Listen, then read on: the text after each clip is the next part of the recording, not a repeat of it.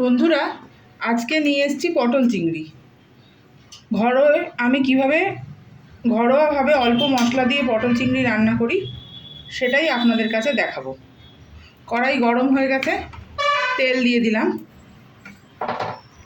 তেলটা গরম হোক, পটলগুলো কেটে রেখেছি সেগুলো ভেজে নেব। তেল গরম হয়ে গেছে, এবার অল্প অল্প করে পটল ভেজে নেব। পটলগুলো একদম লাল লাল করে ভাজবো।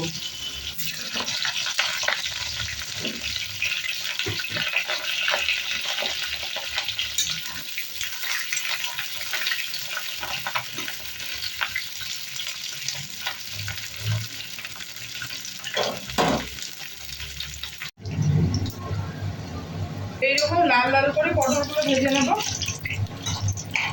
এই কটা হয়ে গেছে, তুলে নিই। আবার এরপরে আর কটা পটল আছে সেগুলো ভেজে নেব।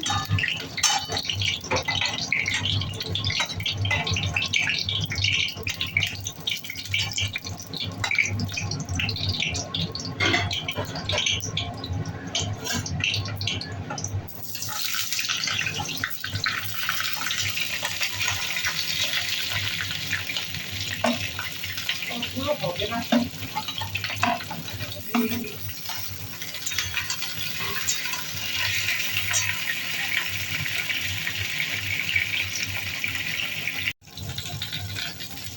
পটলগুলো সব ভাজা হয়ে গেছে, এবার তুলে নেব।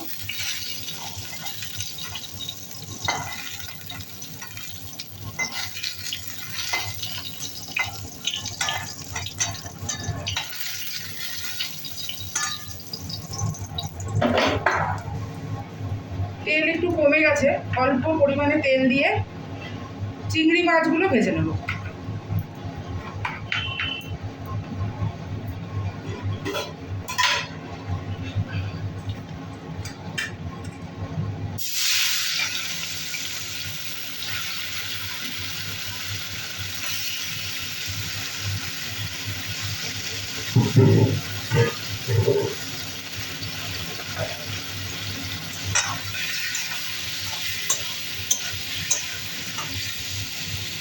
চিংড়ি মাছগুলো লাল লাল করে ভেজে নিই। চিংড়ি মাছগুলো ভাজা হয়ে গেছে, এবার খুব লাল লাল করে ভাজবো না, তাহলে চিংড়ি মাছগুলো শক্ত হয়ে যাবে। এবার এগুলো নামিয়ে নিই। এই কড়াইয়ের মধ্যেই পটল চিংড়ির মশলা কষিয়ে নেব। ফোড়নে অল্প তেল দেবো, ফোড়নে দেবো তেজপাতা আর গোটা জিরে।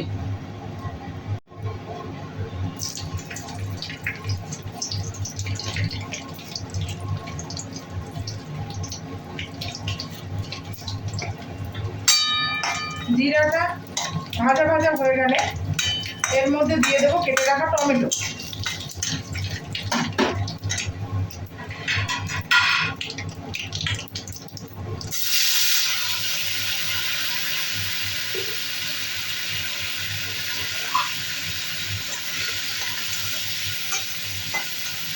সামান্য পরিমাণে লবণ,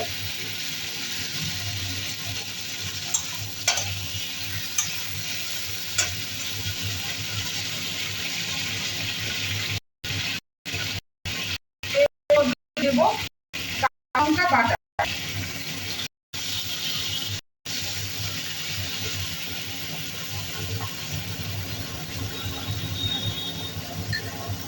আর জিরে গুঁড়ো, হলুদ গুঁড়ো আর লঙ্কা গুঁড়ো একসাথে গুলিয়ে রেখেছি, সেই গুঁড়ো গোলানো মশলাটা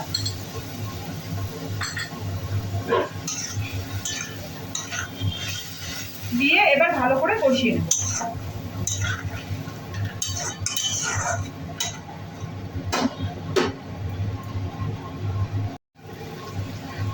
মশলাটা কষানো হয়ে গেছে বন্ধুরা, এবার তেল ছেড়ে দিয়েছে।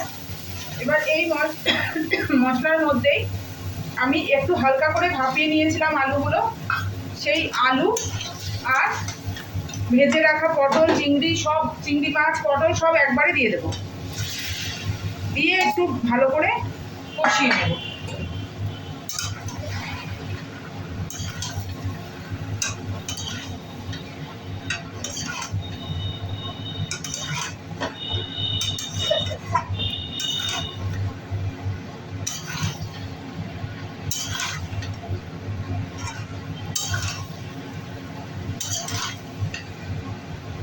আর একটু ভালো করে কষিয়ে নিই, তারপরে গরম জল দিয়ে দেবো। ভালো করে কষানো হয়ে গেছে বন্ধুরা আলু আর পটল, এইবার গরম জল দিয়ে দেবো।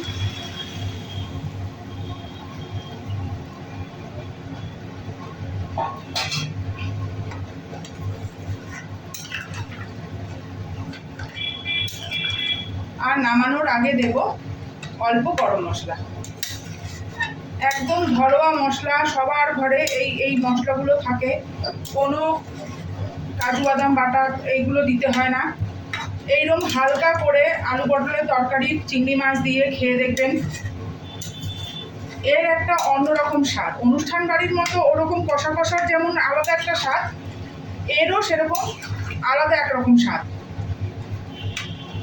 একবার বাড়িতে বানিয়ে খেয়ে দেখবেন এইভাবে, খুবই ভালো লাগে।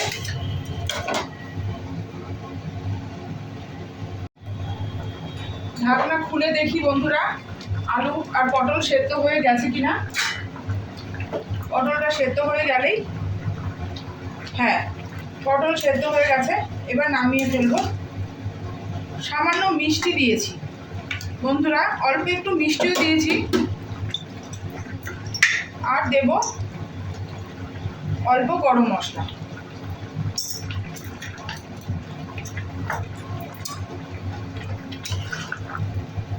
হয়ে গেছে আমার ঘরোয়া মশলা দিয়ে তৈরি একদম সাধারণ পটল চিংড়ি। আপনাদের যদি এই রান্না ভালো লেগে থাকে তাহলে একটা লাইক কমেন্ট শেয়ার করে আমার পাশে থাকবেন। আজকে তাহলে এটুকুই, ফিরে আসছি আবার অন্য কোনো রান্না নিয়ে বন্ধুরা। এবার ঢেলে নেব।